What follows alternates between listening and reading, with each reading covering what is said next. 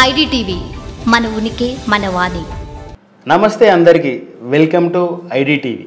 ఎన్నికలు అంటే ఎన్నికలు అంటే అందరు ఏమనుకుంటున్నారంటే ఇటు తెలంగాణ మొత్తం విలేజ్లో కానీ ఎక్కడైనా కానీ మన సర్పంచ్ ఎన్నికలు, జెడ్పీటీసీ ఎన్నికలు, హైదరాబాద్లో కార్పొరేటర్ ఎన్నికలు అని అనుకుంటున్నారు. కానీ చూస్తే మొత్తం తెలంగాణ మొత్తం జూబ్లీ హిల్స్ బై ఎలక్షన్స్ మీద ఉంది. మాగంటి గోపీనాథ్ అకాల మరణం వల్ల బై ఎలక్షన్స్ రాబోతున్నాయి, దాదాపు వచ్చేసాయి. ఎలక్షన్ కమిషనర్ కూడా కొన్ని రోజుల్లో నోటిఫికేషన్ విడుదల చేయనున్నది.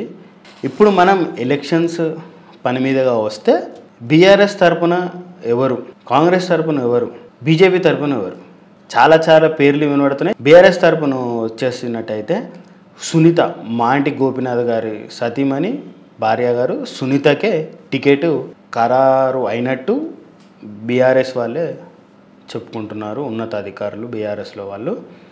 ఒకవేళ ఆమెలో ఉంది టికెట్ రేసులో, దాని తర్వాత విష్ణువర్ధన్ రెడ్డి, పీజీఆర్ కొడుకు విష్ణువర్ధన్ రెడ్డి గారు కూడా, వీళ్ళిద్దరు మధ్యలో ఎవరికొకరు టికెట్ ఉంది. రోజు బీఆర్ఎస్ పార్టీలో సోషల్ మీడియాలో నడుస్తుంది వ్యవహారం. ఇంకోటి వచ్చినట్టయితే కాంగ్రెస్ తరఫున ఉన్న పేర్లు ఏంటంటే బొంతు రామ్మోహన్, నవీన్ యాదవ్, దానం నాగేందర్, సిఎన్ రెడ్డి, వీళ్ళ పేర్లు వినబడుతున్నాయి. అంతేగాక ఇంకా అంజన్ కుమార్ యాదవ్ వాళ్ళ పేర్లు కూడా ఈ మధ్యలో వినబడుతున్నాయి. అంతేగాక కాంగ్రెస్ టికెట్ ఎట్లయినా గెలవాలి అనేసి రేవంత్ రెడ్డి గారు నిన్న సాయంత్రం కూడా రేవంత్ రెడ్డి వారి ఇంటి దగ్గర మంత్రులను పిలిచి ఏమవుతుంది ఏంది అని మొత్తం గ్రౌండ్ వర్క్ ఎలా చేస్తున్నారు ఏందని మంత్రులను కూడా ఆరా తీసినట్టు తెలుస్తుంది. కాంగ్రెస్ సీటు ఎట్లా అయినా రావాలి అని కూడా ప్రచారాలు జరుగుతున్నాయి. అంతేగాక ఇంకా బీజేపీ కూడా లంకల దీపక్ రెడ్డి, కీర్తి రెడ్డి, వీళ్ళ పేర్లు కాక ఇంకొక ఇద్దరు పేర్లు కూడా ఉన్నాయి. మొత్తానికి అయితే వచ్చేసి ఎలక్షన్ గురించి వచ్చి మాట్లాడుకున్నట్టయితే మాగంటి గోపీనాథ్ 3 సార్లు విన్ అయ్యిండు. మాగంటి గోపీనాథ్ 3 సార్లు విన్, హ్యాట్రిక్ విన్ అయ్యిండు. కానీ మాగంటి గోపీనాథ్ ఒకసారి ఏమో టీడీపీ తరపున నిలబడి, టీడీపీ తరపున ఓట్ బ్యాంక్ తోటి టీడీపీ పార్టీ నుంచి గెలిచి బీఆర్ఎస్ పార్టీలోకి వచ్చాడు. అప్పుడు ఒకసారి విన్నాడు. దాని తర్వాత బీఆర్ఎస్ పార్టీలో ఉండి గోపీనాథ్ గారు వచ్చేసి హ్యాట్రిక్ ఎమ్మెల్యే అయ్యారు. ఇప్పుడు ఇటు నవీన్ యాదవ్ పేరు కూడా కాంగ్రెస్ పార్టీ నుంచి చాలా వినబడుతుంది. నవీన్ యాదవ్ ఏంటంటే ఇండిపెండెంట్గా ఉన్నప్పుడు ఒకసారి 18,000 చిల్లర ఓట్లు స్వాధీనం చేసుకున్నాడు. మరి అంతేగాక ఒకసారి ఎంఐఎం పార్టీ తరపున నుంచి కూడా టికెట్ వచ్చింది. ఎంఐఎం పార్టీ నుండి తెలబడి జూబ్లీ హిల్స్ 2nd ప్లేస్లోకి వచ్చాడు నవీన్ యాదవ్. అంతేగాక ఇప్పుడు నవీన్ యాదవ్కు టికెట్ ఖరారైందా, సిఎన్ రెడ్డి ఖరారైందా, దానం నాగేందర్ ఖరారైందా, బొంతు రామ్మోహన్ ఖరారైందా, ఎవరికి అయిందో తెలియదు.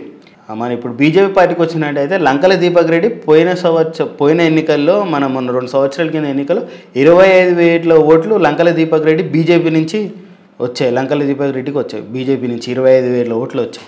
కానీ ఇప్పుడు బీజేపీలో లంకల దీపక్ రెడ్డి టికెట్ రేసులో ఉన్నాడు, కీర్తి రెడ్డి ఉన్నాడు, ఇంకో ఇద్దరు పేర్లు కూడా వస్తున్నాయి, వాళ్ళు కూడా ఉన్నారు. కానీ ఒక్క మాటకు చెప్పాలంటే బీఆర్ఎస్ నుంచి ఇంకా క్యాండిడేట్ ఎవరు అనేది డిక్లేర్ చేయలేదు. కాంగ్రెస్ పార్టీ నుంచి కూడా ఇంకా ఎవరనేది డిక్లేర్ చేయలేరు. బీజేపీ నుంచి కూడా ఎవరు డిక్లేర్ చేయరు. ఎంఐఎం పార్టీ నుంచి నిలబడట్లేదా కూడా తెలియట్లేదు. మరి ఎంఐఎం కాంగ్రెస్ మర్జ్ అయి ఉంటుందో. కానీ మనం ఒక్క మాటలో మనం అసలు మాట్లాడుకునేది ఏంటంటే Jubilee hills slum area, Jubilee hills class area అని. కానీ జూబ్లీ హిల్స్లో ఉన్న ఓట్ బ్యాంకింగ్ పోయినసారి మనం 2 సంవత్సరాల కింద ఎలక్షన్ జరిగినప్పుడు జూబ్లీ హిల్స్లో ఉన్న ఓట్ బ్యాంకింగ్ 3,60,000 ఓట్ బ్యాంకింగ్ ఉండే పోయిన 2 ఏళ్ళ కింద. ఇప్పుడు 3,80,000 నుంచి 90,000 వరకు ఉన్నట్టు తెలుస్తుంది. అంటే 20,000 తక్కువ 4,00,000 ఓట్లు ఉన్నట్టు తెలుస్తుంది సమాచారం. కానీ దీంట్లో 1,50,000కు పైగా మైనార్టీ ఓట్లు ఉన్నట్టు తెలుస్తుంది.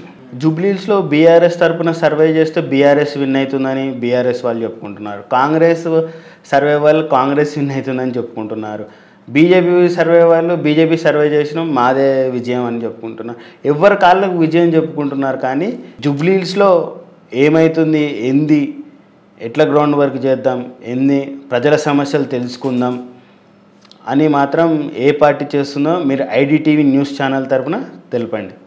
అంతేకాక ఇప్పుడు మనం బీఆర్ఎస్ తరపున వచ్చినట్టయితే సునీత గారు అప్పుడే ప్రచారానికి తిరుగుతున్నారు, అన్ని గల్లీ కూడా తిరుగుతున్నారు.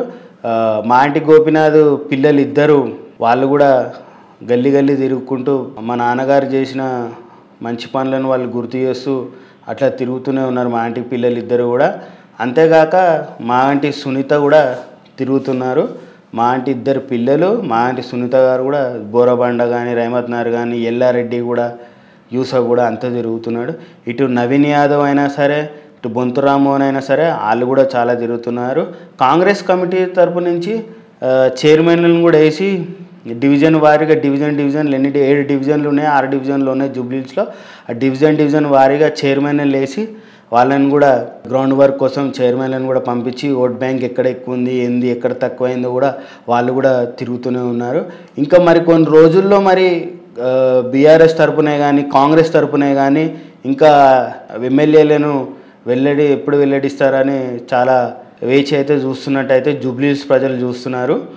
అంతేగాక జూబ్లీహిల్స్లో మనం చెప్పదలుచుకుంది ఏంటంటే ఆ ఒక్క సీటు కోసం అయితే రేవంత్ రెడ్డి చాలా పని చేస్తున్నట్టు తెలుస్తుంది. ఎందుకంటే ఇప్పుడు ఈ జూబ్లీహిల్స్ ఒక్క సీట్ కోసం ఈ ఒక్క సీటు గెలిస్తే నెక్స్ట్ కొన్ని రోజుల్లో ఊర్లలో సర్పంచ్ ఎన్నికలు, జెడ్పీటీసీ ఎన్నికలే కాక మన కార్పొరేటర్ గ్రేటర్ హైదరాబాద్లో కార్పొరేట్ ఎలక్షన్స్ కూడా వస్తాయి. వీటికి కూడా చాలా ఈ జూబ్లీహిల్స్ ఎన్నికనే సమాధానం ఇవి రెండింటి కూడా చెప్తుంది అన్నట్టు. ఇటు కేటీఆర్ అయినా, అటు సీఎం రేవంత్ రెడ్డి గారు అయినా కూడా చాలా, కిషన్ రెడ్డి గారు, బీజేపీ అందరూ అధికారులు కూడా, బీజేపీ వాళ్ళు కూడా ఎదురు చూస్తున్నట్టయితే తెలుస్తుంది. అంతేగాక మరికొద్ది రోజుల్లో అయితే ఎలక్షన్ కమిషన్ కూడా నోటిఫికేషన్ విడుదల చేయనున్నది. దాన్ని బట్టి డేట్స్ ఏందనేది. మళ్ళీ ఇంకొకటి ఏంటంటే ఐడిటీవీ న్యూస్ ఛానల్ తరపున ఏ పార్టీకి ఏ నాయకుడు కావాలి, బీజేపీ పార్టీకి ఏ నాయకుడు కావాలి, కాంగ్రెస్ పార్టీకి ఏ నాయకుడు కావాలి, బీఆర్ఎస్ పార్టీకి ఏ నాయకుడు కావాలో మీరు ఐడిటీవీ న్యూస్ ఛానల్ తరపున కామెంట్ని తెలియజేయవలసిందిగా అడుగుతున్నాము. చూడండి, ఐడిటీవీ న్యూస్ ఛానల్ చూస్తూనే ఉండండి.